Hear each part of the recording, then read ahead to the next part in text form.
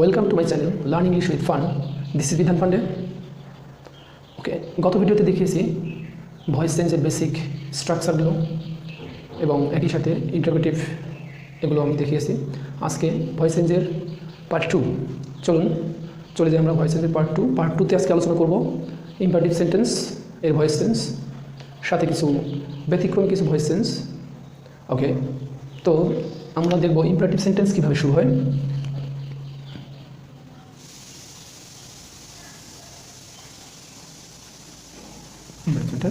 আপনারা জানেন imperative sentence শুরু হয় এভাবে, ভার্ব অর্থাৎ ভি ওয়ান দ্বারা, ডোন্ট দ্বারা, লেট প্লাস অবজেক্টস অর্থাৎ let me, let us, let them, let him ইত্যাদি। এছাড়াও শুরু হতে পারে অলওয়েজ অথবা নেভার ইত্যাদি দ্বারা। তো যেভাবে ইম্পারেটিভ সেন্টেন্স শুরু হোক না কেন, ভয়েস চেঞ্জের ক্ষেত্রে এখানে আমরা একটা নিয়ম ফলো করব। সেই নিয়মটা হলো, দেখুন খুবই সহজ একটা নিয়ম মাত্র। এই স্ট্রাকচারটা যদি আমরা ফলো করি তাহলে আমরা সহজেই ইম্পারেটিভ সেন্টেন্স এর ভয়েস চেঞ্জ করতে পারবো। তো দেখুন, প্রথমে আপনি এখানে যাই থাকুক লেট ইউজ করবেন। প্যাসিভ এর ক্ষেত্রে লেট ইউজ করবেন।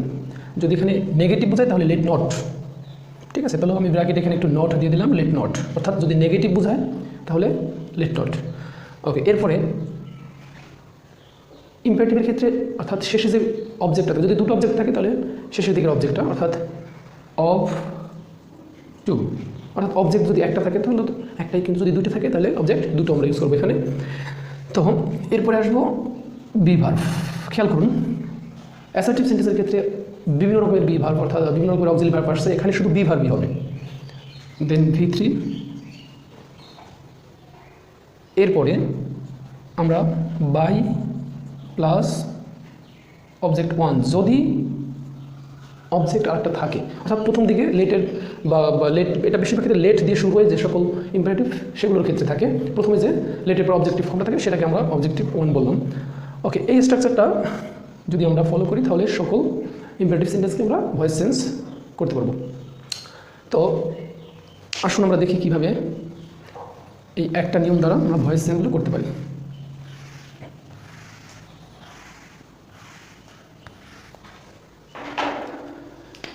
আমি কয়েকটা এক্সাম্পল দিচ্ছি। প্রথমেই open the door. The passive form of this active voice is, at first আপনারা মনে করুন যে প্রথমে কী দেবো, থাকলেই লেট দেব, লেট। এরপরে যে অবজেক্ট, অর্থাৎ এখানে একটাই অবজেক্ট আছে, এই অবজেক্টটাই দিয়ে দেবো let the door. Then be verb, be, then V3 open, opened.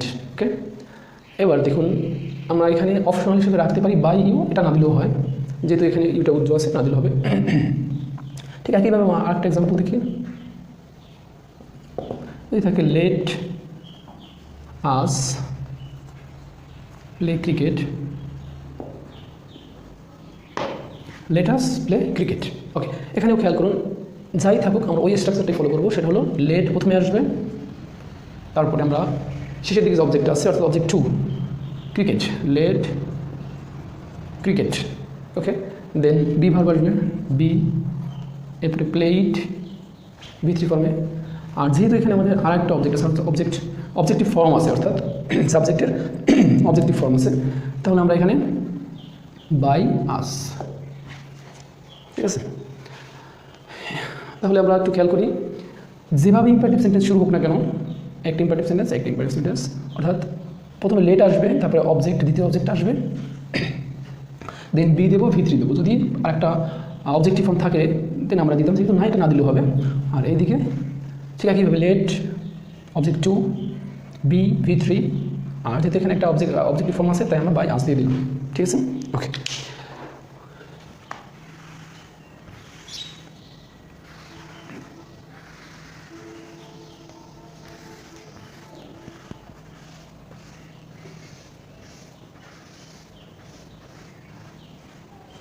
দেখুন যদি ইম্পারেটিভ একটা নেগেটিভ যুক্ত ইম্পারেটিভ হয়, যেমন don't give me advice, don't give me advice, এটা একটা ইম্পারেটিভ সেন্টেন্স, এটা নেগেটিভ বোঝাচ্ছে। তাহলে আমরা এটার প্যাসিভ ফর্ম কীভাবে করবো? দেখুন আমরা জানি নেগেটিভ থাকলে লেট নট, অথবা ওই নটটাকে পরে দিতে পারি, অর্থাৎ লেট, এরপরে আমরা অবজেক্টিভ ফর্মটা আসবে লেট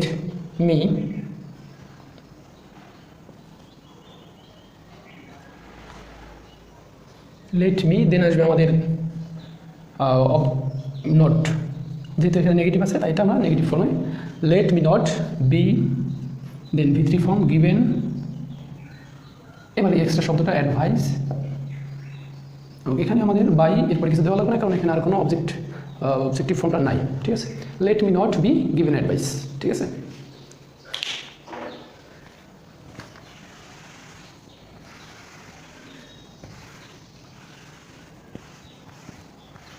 তাহলে আমরা দেখলাম এই একটা নিয়ম দ্বারা আমরা সবগুলো ইম্পারেটিভ সেন্টেন্স সহজেই করতে পারবো। আচ্ছা, এবার আসুন ইম্পারেটিভের ব্যতিক্রমী নিয়ম, যে নিয়মগুলো মূলত একটু হায়ার লেভেলে আসে, অর্থাৎ 9-10 ইন্টারমিডিয়েট, অর্থাৎ একাদশ দ্বাদশ শ্রেণীতে আসে, আমরা সেগুলো একটু আলোচনা করি। আচ্ছা, প্রথমেই দেখুন যখন ডাবল অবজেক্ট থাকে, অর্থাৎ আমি শুধু এক্সাম্পলের মধ্যে দেখাচ্ছি যাতে আপনারা সহজে এটা বুঝতে পারেন, সেজন্য এখানে এক্সাম্পল লিখে তাদের ব্যাখ্যা দিচ্ছি। যেমন হি gave me a pen, তো খেয়াল করুন there is two objects, one objects, two objects, ওকে। যদি এরকম দুটো অবজেক্ট থাকে তাহলে আমরা কি করব? তাহলে আমরা এই দুটো অবজেক্টকেই সাবজেক্ট হিসেবে নিয়ে, অর্থাৎ একবার একটা দ্বিতীয়বার আরেকটা সেভাবে করতে পারি। দেখুন কোনটা সহজ, এটা অ্যাক্টিভ, এটা প্যাসিভ। দেখুন যদি আমরা মিকে এখানে সাবজেক্ট হিসেবে তাহলে কী হবে? আই হবে। তাহলে আই, এবার আমাদের দরকার 2 নম্বরে অক্সিলারি, যেহেতু V2 আছে তাহলে ওয়াজ, ইয়েস ওয়াজ, দেন V3 ফর্ম হবে কি? গিভেন। এবার বাকিটুকু দিয়ে দিই, এটা a pen R by him, ঠিক আছে। ঠিক এটারই আরেকটা বিকল্প নিয়ম, সেটা হলো যদি আমরা এই ডাইরেক্ট অবজেক্ট বলা এটাকে, অর্থাৎ বস্তুবাচক, সেটা যদি আগে নিই তাহলে a pen was given to me by him. উচ্চতর লেভেলের বইগুলোতে আছে যে এখানে এই টুটাকে উজ্জ্বল রাখা যায়, অর্থাৎ না দিলেও হয়, কিন্তু যেহেতু আমাদের প্রচলিত বইগুলোতে এখানে টু দিয়ে করা আছে তাই এখানে টু দেওয়াই ভালো, ঠিক আছে।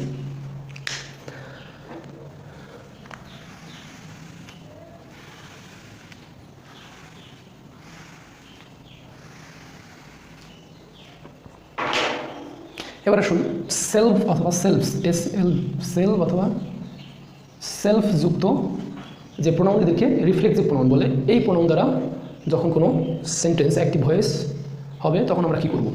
আসুন একটা এক্সাম্পলের মাধ্যমে ক্লিয়ার করি। যদি অ্যাক্টিভ থাকে, হি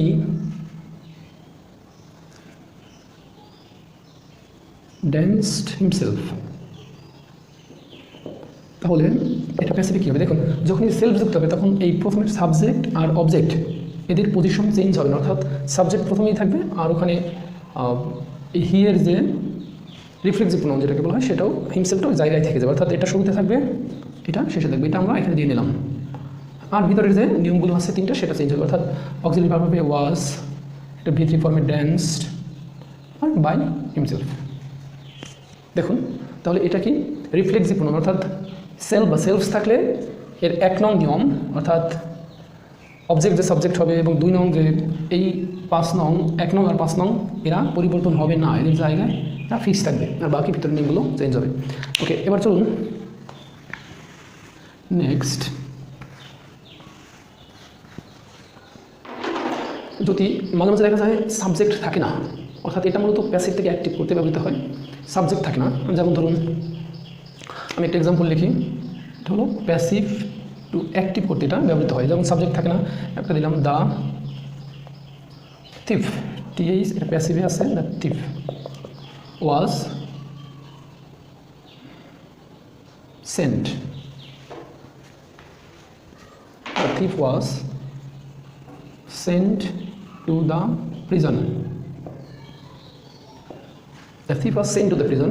তো দেখুন এটাকে যখন আমরা অ্যাক্টিভ করবো আমাদের একটা সাবজেক্ট দরকার, কিন্তু এখানে কোনো সাবজেক্ট নাই যে টু দ্য প্রিজন, এটা সাবজেক্ট না, এটা হল প্রিপোজিশনাল ফ্রেজ। তো আমরা কোথায় সাবজেক্ট পাবো? আসলে এটা করার জন্য আমাদেরকে দেখুন আমরা কিছু সাবজেক্ট আনতে পারবো, সেটা হলো পেশা রিলেটেড, অর্থাৎ চোর ধরা বা চোরকে জেলে পাঠানোর কাজ কার? পুলিশের। এছাড়া আরও কিছু সাবজেক্ট আনতে পারবো, যেমন উই, পিপল, অথরিটি ইত্যাদি। তো এখানে যেহেতু চোর ধরার কাজ পুলিশের, তো এটা কী হবে? আমরা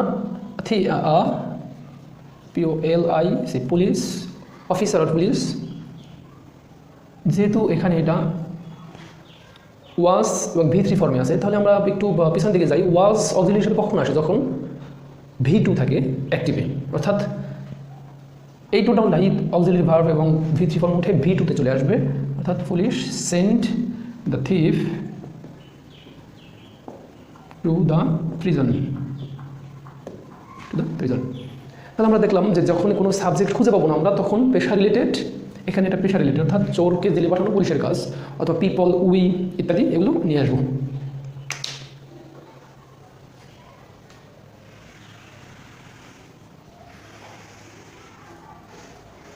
ঠিক এরকমই আর একটা এক্সাম্পল আমি দিচ্ছি, সেটা হলো প্যাসিভে থাকবে এটা, traffic, TRA, traffic rules should be অবেইড,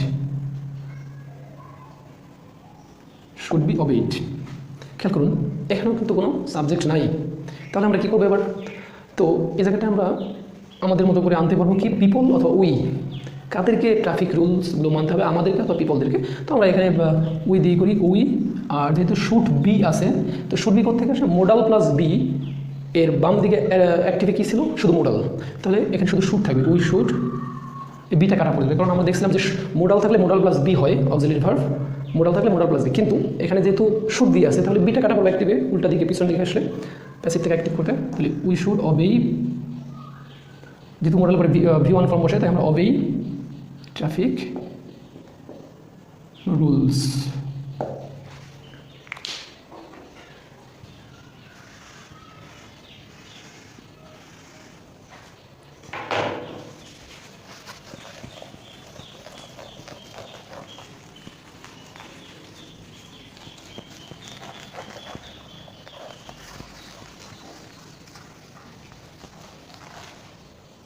দেখুন আমরা মাঝে মাঝে বাই এর পরিবর্তে অন্য প্রিপোজিশন, অর্থাৎ ভয়েসের বেসিক যে নিয়মগুলো আছে এর 4 নম্বর নিয়মে বাই বসে, এর ব্যতিক্রম আছে, সেই ব্যতিক্রম যে ভার্বগুলো, অর্থাৎ যে ভার্বগুলো বাই পরিবর্তে অন্য প্রিপোজিশন নেই, সেগুলো আমরা একটু দেখি।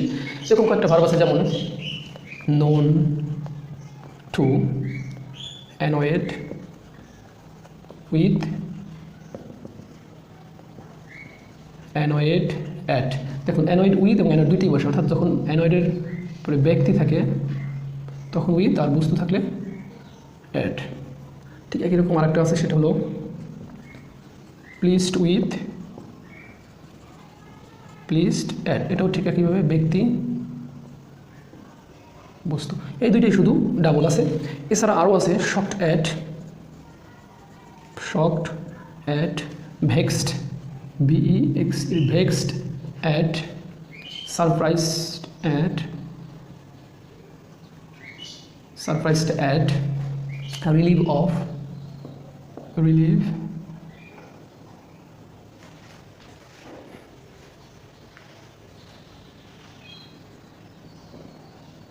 relieved of, made of, of। দেখুন আরও কিছু আছে, তো এগুলো বেশি সবচেয়ে বেশি ইউজ হয়, তাই আমরা এগুলোই এখানে লিখে দিলাম। অর্থাৎ আমি একটা এক্সাম্পল দিই, যদি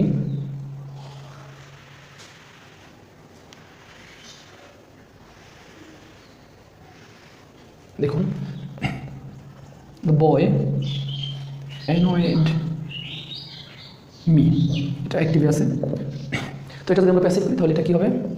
দেখুন ফার্স্ট নিয়ম অবজেক্ট সাবজেক্ট তাহলে আই, সেকেন্ড অক্সি ভার্ব, যদি এটা V2-তে আছে তাহলে অক্সি ভার্ব হবে ওয়াজ, আই ওয়াজ, দেন V3 ফর্মে অ্যানয়েড, দেন এখানে 4 নম্বরে আমাদের বাই হওয়ার কথা ছিল, কিন্তু দেখুন এবার আর বাই হবে না, কেননা আমরা ওখানে কিছু ভার্ব দেখছিলাম যে সেই ভার্বগুলোতে বাইরে হয়তো অন্য প্রিপোজিশন নয়, এটা সেরকম একটা ভার্ব।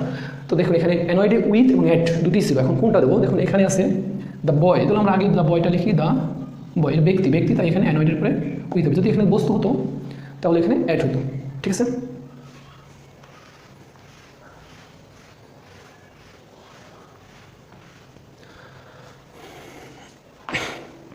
দেখুন ভয়েসের ক্ষেত্রে আর একটা খুব গুরুত্বপূর্ণ, এটা একটু হাই লেভেলের জন্য আসে, দেখা যায় দ্বাদশ শ্রেণী মাঝে মাঝে এসএসসিতে চলে আসে, যেমন যদি ইনফিনিটিভ এর একটা ব্যাপার থাকে। ইনফিনিটিভ আপনারা জানেন, ইনফিনিটিভ ইনফিনিটিভ মানে হলো 2 + V1 ফরম্যাটকে ইনফিনিটিভ বলি আমরা, 2 + V1 ফরম্যাটকে ইনফিনিটিভ বলি। তো এই ইনফিনিটিভ এর ক্ষেত্রে দেখুন আমি দুটো এক্সাম্পল দিই, তাহলে ক্লিয়ার হবে। অ্যাক্টিভে হি wants a car to drive। আর একটা এক্সাম্পল একই সাথে দিয়ে দিই, সেটা হলো হি, একই রকমই, হি wants to drive a car। খেয়াল করুন এই দুইটা সেন্টেন্সের সবগুলো ওয়ার্ডই একই রকম, কিন্তু এই অবজেক্টের পজিশনটা শুধু আলাদা। প্রথম সেন্টেন্সে অবজেক্ট ইনফিনিটিভের পূর্বে ছিল, আর দ্বিতীয় সেন্টেন্সে অবজেক্ট ইনফিনিটিভের পরে চলে গেছে।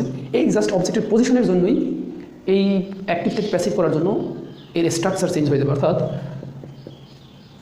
দেখুন এটার ক্ষেত্রে যেহেতু অবজেক্ট শুরুতে আছে কোনো সমস্যা নেই, এটা আমরা ঠিক আমাদের যে বেসিক যে নিয়মগুলো শিখছি সেটার মধ্যে পারবো। অর্থাৎ অবজেক্ট এ কার, এরপরে যেহেতু এখানে V1 ফর্মে আছে ইজ, দেন V3 ওয়ান্টেড,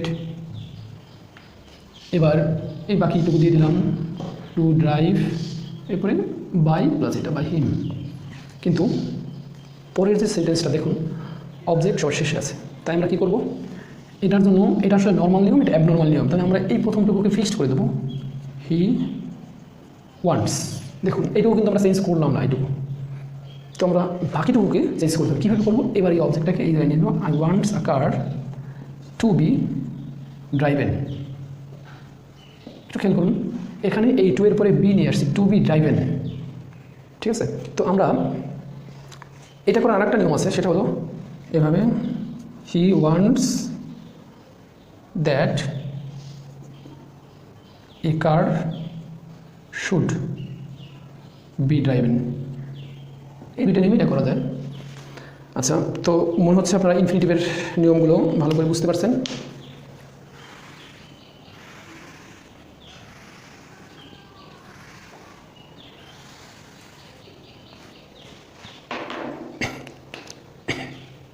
এবার দেখো অ্যাক্টিভ ভয়েসে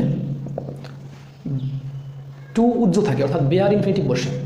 এমন কিছু যেমন কিছু ভার্ব আছে, যেমন স, ওয়াচ, লেট ইত্যাদি, এই ভার্বগুলোর পরে অ্যাক্টিভে টু উজ্জ্ব থাকে। যেমন আই স হিম গো। দেখুন এখানে একটা টু আছে, কিন্তু এই টুটা উজ্জ্ব আছে, অর্থাৎ এই সি ভার্বের পরে টু দিতে হয় না, আই স হিম গো। ঠিক আছে, কিন্তু যখন এটা আমরা প্যাসিভ করবো তাহলে আমরা এটার অবজেক্টকে সাবজেক্ট করবো হি, তারপরে যেহেতু স আছে তাহলে ওয়াজ সিন। এবার দেখেন হি ওয়াজ সিন, এবার আমরা সেই গোটা দিব এখানে। এবার শুধু গো দিলে হবে না, ওই যে বেয়ার ইনফিনিটিভ, লুকানো ইনফিনিটিভ অর্থাৎ লুকানো টু, সেই টুটাকে আমাদের এখানে দিতে হবে। He was seen to go by me.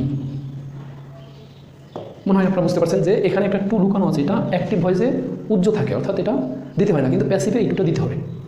এটাকে বেয়ার ইনফিনিটিভ বলে। তো সেই ভার্বগুলো কি, স, লেট, ওয়াচ ইত্যাদি।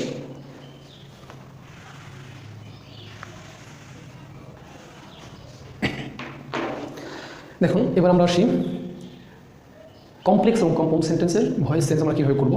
দেখুন কমপ্লেক্স সেন্টেন্স এবং কম্পাউন্ড সেন্টেন্স এ একের অধিক অর্থাৎ দুই বা ততোধিক ক্লজ থাকে, অর্থাৎ বাক্যের অংশ থাকে।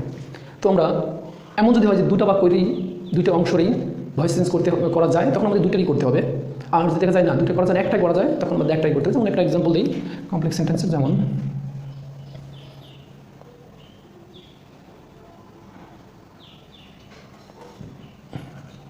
we told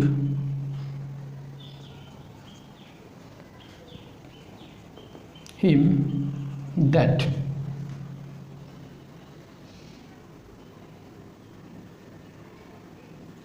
he must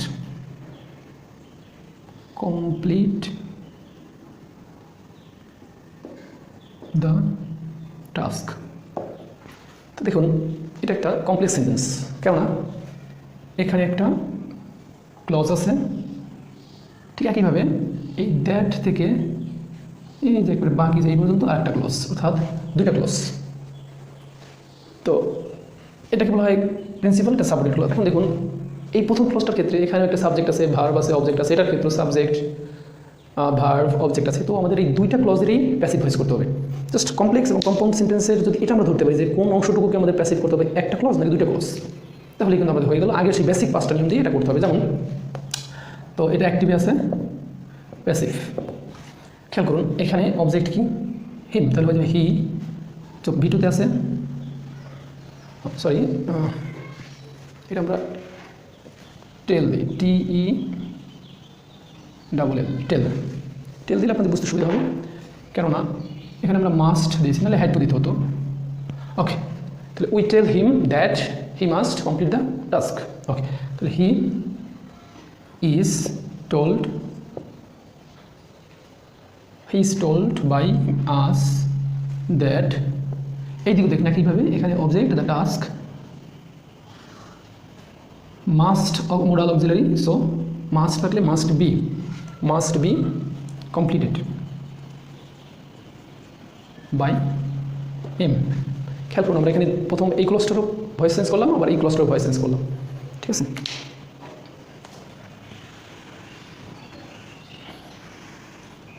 এবার আসুন আমরা কম্পাউন্ড সেন্টেন্সের ক্ষেত্রে দেখি একটা কম্পাউন্ড সেন্টেন্স। যেমন ধরুন he finished the work and we gave him some money. ঠিক, এটা একটা কমপ্লেক্স সেন্টেন্স। কীভাবে বুঝবো কম্পাউন্ড সেন্টেন্স? কারণ এখানে অ্যান্ড দ্বারা যুক্ত হয়েছে দুটো ক্লজ।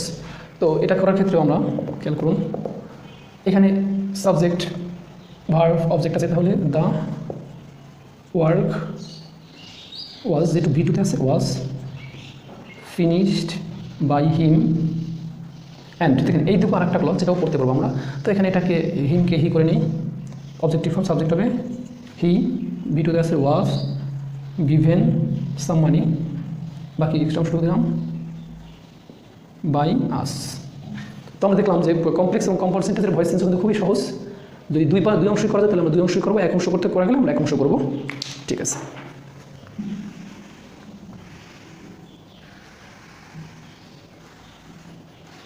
আমরা এবার আরেকটা সহজ জিনিস দেখবো। আমরা দেখি যে মোডাল অক্সিলারি থাকলে মোডাল অক্সিলারি প্লাস বি হয়, তেমনি দেখুন নিড, এটা মূল ভার্ব হিসেবে ব্যবহৃত, আবার মোডাল হিসেবে ব্যবহৃত। কখন আমরা মূল ভার্ব, কখন মোডাল, এটা কীভাবে বুঝবো? দেখুন আমরা একটা এক্সাম্পল দিই। যখন আমি লিখি I need not complete the task, দেখুন এখানে একটা মোডাল হিসেবে আছে, কারণ আমরা দেখছি মোডালের পরে তো নট বসে, বা অক্সিলারি ভার্বের পরে নট বসে, এটা অক্সিলারি হিসেবে ব্যবহৃত। তো আমরা এটা কীভাবে করবো? দেখুন object the task, then need not be, কারণ আমরা জানি মোডাল থাকলে মোডাল প্লাস বি হয়, তো need not be completed by me. নিশ্চয় বুঝতে পারছেন?